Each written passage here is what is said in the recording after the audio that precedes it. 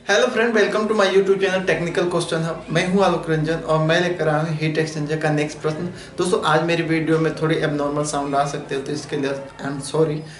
चलिए, आज का जो क्वेश्चन है इस पर ध्यान देते हैं। दोस्तों, आज का जो क्वेश्चन है वो है कि what is the difference between boiling and evaporation and factor affecting boiling and evaporation. वो कौन कौन से फैक्टर हैं जो इवापोरेशन के रेट को बढ़ाते हैं या घटाते हैं, या वो कौन कौन से फैक्टर हैं जो बॉइलिंग को बढ़ाते हैं या घटाते हैं। ये सब आज इस वीडियो में बात करेंगे। सबसे पहले डिफरेंस देखते हैं। दोस्तों, अगर बॉइलिंग की बात करें तो बॉइलिंग एक ऐसी प्रोसेस है जिसमें जो है फेज चेंज होता है। और phase change from a liquid phase to a gas phase above the boiling point of the liquid. जब किसी भी लिक्विड के बॉइलिंग पॉइंट के ऊपर अगर फेज चेंज होता है तो जो फेज होने की जो प्रोसेस है उसे हम कहेंगे बॉइलिंग। और इवापोरेशन की बात करें तो evaporation is nothing but a type of vaporisation which mostly occur at below the boiling point. ये जो है एक वेपराइजेशन की एक प्रोसेस है जिसमें हमारा बॉइलिंग पॉइंट के नीचे कोई भी लिक्विड जो है वेपर के रूप में कन्वर्ट होता है।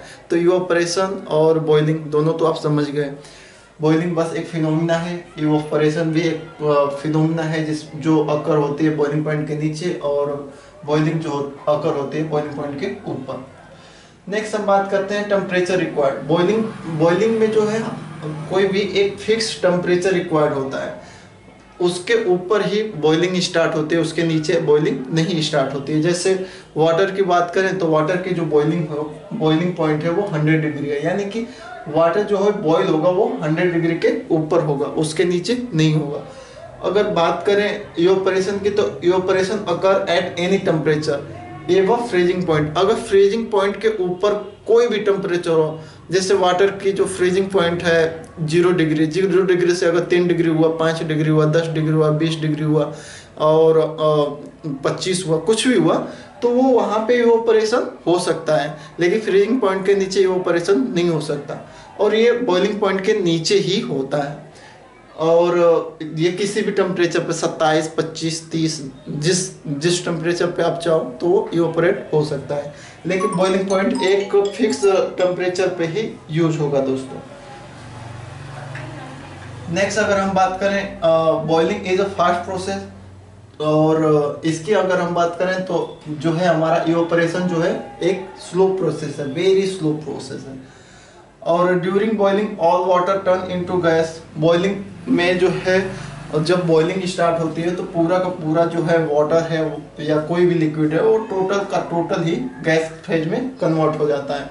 लेकिन इवापोरेशन में बात करें तो only as a evaporation only the top level of water is turn into gas. Only जो वाटर का जो टॉप लेवल है वही जो है वेपर में कन्वर्ट होता है, पूरा होल जो है सिस्टम नहीं होता।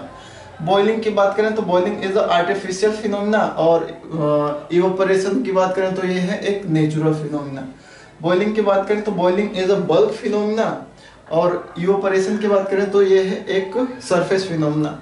एक सरफेस पे ही हमारा जो है एक पार्टिकुलर सरफेस जो होता है, जो जैसे बाल्टी का पानी है तो पूरा बाल्टी का जो टॉप लेवल का जो सरफेस है उसी पे इवापोरेशन होगा। लेकिन बॉइलिंग जो होगी, अगर किसी भी पॉट को आप बॉईल कर मतलब हीट दे रहे हो तो उसके पूरे पॉट में बॉइलिंग होगी, यानी कि ये बल्क फिनोमिना है, बल्क के रूप में होगी।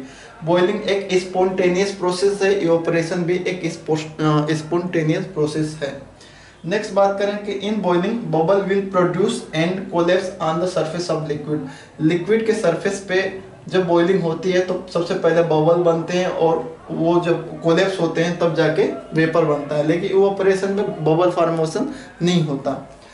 बॉइलिंग और अदर बात करें, इतना तो हमारा वो हो गया कि क्या है बेसिक डिफरेंस। अब हम समझते हैं कि फैक्टर जो है अफेक्ट करते हैं बॉइलिंग को या इवापोरेशन की, उसकी बात करते हैं। तो सबसे पहले फैक्टर हम बॉइलिंग के लिए लेंगे। जो बॉइलिंग है वो प्रेशर बढ़ाने पे बढ़ जाती है, प्रेशर कम करने से घट जाती है। दोस्तों, बहुत ही इम्पोर्टेंट फैक्टर है प्रेशर का। प्रेशर और बॉइलिंग का डायरेक्टली प्रोपोर्शनल रिलेशन है। आप जानते हो कि वैक्यूम में किसी भी चीज़ की बॉइलिंग पॉइंट घट जाती है, यानी कि वैक्यूम में जो है बॉइलिंग बहुत तो कम हो जाती है। अगर पानी की बात करें तो 1 एटमॉस्फेरिक प्रेशर पे उसकी बॉइलिंग 100 डिग्री है। अगर हम 6 mmHg का वैक्यूम क्रिएट कर दें तो वहाँ पे हमारा वाटर की बॉइलिंग जो होगी 4 डिग्री पे ही हो जाएगी। आप जानते हो कि अगर हम किसी और प्लेनेट पे चले जाएं तो वहाँ पे जो है वैक्यूम जहाँ पे हो तो वहाँ पे पानी की थोड़ी सी अगर ड्रॉप ही गिराओगे तो वो तुरंत बॉईल हो जाएगा। तो जैसे जैसे प्रेशर बढ़ाते जाओगे वैसे वैसे बॉइलिंग बढ़ती जाएगी, जैसे जैसे प्रेशर घटाते जाओगे वैसे वैसे बॉइलिंग घटती जाएगी। आप माउंटेनों पे देख लो, माउंटेनों पे जो है पर्वत पे हमारा वाटर की वहाँ पे प्रेशर हमारा कम होता है तो वहाँ 74 या 75 डिग्री वाटर की बॉइलिंग पॉइंट हो जाती है, कम हो जाती है। नेक्स्ट है हमारा इंटरमॉलिक्यूलर बॉन्ड। इंटरमॉलिक्यूलर बॉन्ड किसी भी लिक्विड का अगर स्ट्रॉन्ग है तो उसकी बॉइलिंग भी स्ट्रॉन्ग होगी, क्योंकि इंटरमॉलिक्यूलर बॉन्ड जितना स्ट्रॉन्ग होंगे उन बॉन्ड को तोड़ने के लिए उतनी ही ज़्यादा हमें टेम्परेचर या प्रेशर की ज़रूरत पड़ेगी। तो उस केस में हमारा बॉइलिंग जो है उसके डायरेक्टली प्रोपोर्शनल होगा, जितना स्ट्रॉन्ग उतनी ज़्यादा उसकी बॉइलिंग। नेक्स्ट हमारा होता है इम्प्योरिटी। इम्प्योरिटी के केस में हमारी बॉइलिंग जो है बढ़ जाती है।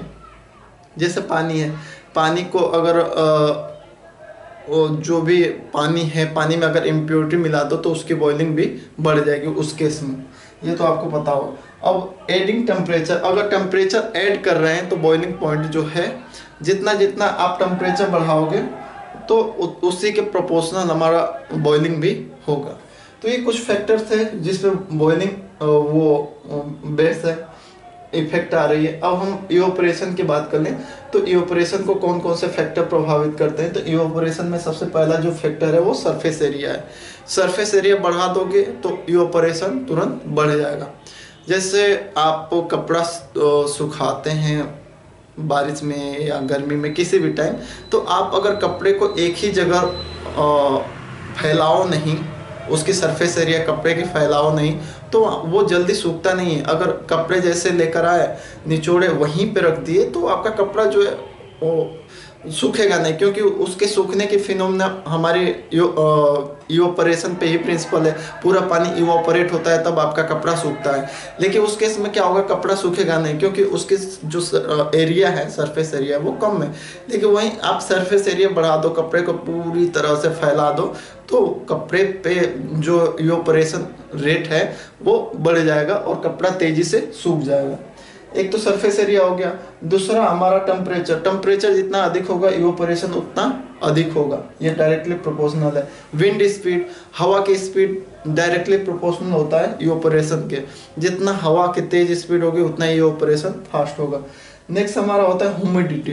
ह्यूमिडिटी का मतलब कि वाटर कंटेंट इन एयर। अगर पहले से ही एयर में वाटर कंटेंट ज़्यादा है तो इवेपोरेशन बहुत कम होगा, यानी कि ह्यूमिडिटी बढ़ने से इवेपोरेशन जो है हमारा घटता है। यही रीज़न है कि जो ठंडियों में जो बहुत ही शीतलहर वाले दिन होते हैं जिसमें बहुत ज़्यादा नमी होते है उसमें हमारे जो कपड़े बहुत कम सूखते हैं। क्यों? क्योंकि उस समय पहले से ही एयर में वाटर मॉलिक्यूल हैं, तो वो पहले से ही वो ह्यूमिडिटी मॉइस्चर लिए हैं, तो वो कहाँ से आपके कपड़े के मॉइस्चर को रिमूव करेंगे। तो ये आप समझिए कि जैसे जैसे ह्यूमिडिटी बढ़ाओगे इवेपोरेशन रेट जो है आपकी कम होगी। तो ये दोस्तों कुछ इम्पोर्टेंट जो है डिफरेंट थे जिससे मैंने आपको बताया कि बॉइलिंग और इवेपोरेशन में क्या है, फैक्टर क्या है। आपको आई होप अच्छे से समझ में आया होगा।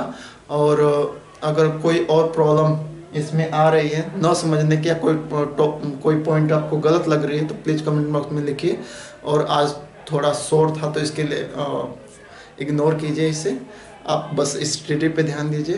Thanks for watching. जय हिंद दोस्तों।